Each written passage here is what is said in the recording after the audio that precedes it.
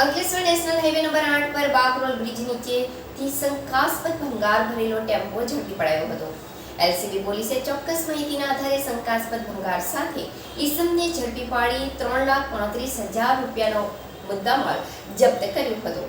Bharuch LCB પોલીસની team Ankleshwar વિસ્તારમાં પેટ્રોલિંગમાં હતી। તે દરમિયાન બોલેરો પિકઅપ બાકરોલ બ્રિજ નીચે ઉભેલ છે, જે બોલેરો પિકઅપમાં શંકાસ્પદ ભંગારનો સામાન ભરેલ હોવાની મળેલી બાતમીના આધારે એલસીબી પોલીસે બાકરોલ બ્રિજ નીચે વોચ ગોઠવી હતી, જ્યાં શંકાસ્પદ ભંગાર ભરી આવેલ ટેમ્પો અટકાવ્યો હતો।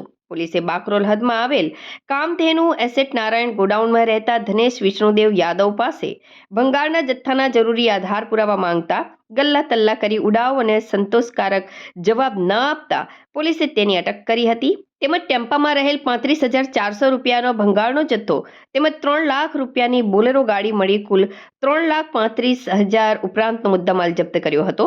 તેમજ 41(1) ડી મુજબ ગુનો નોંધી પાનોલી પોલીસના હવાલે કરી વધુ તપાસ આરંભી હતી।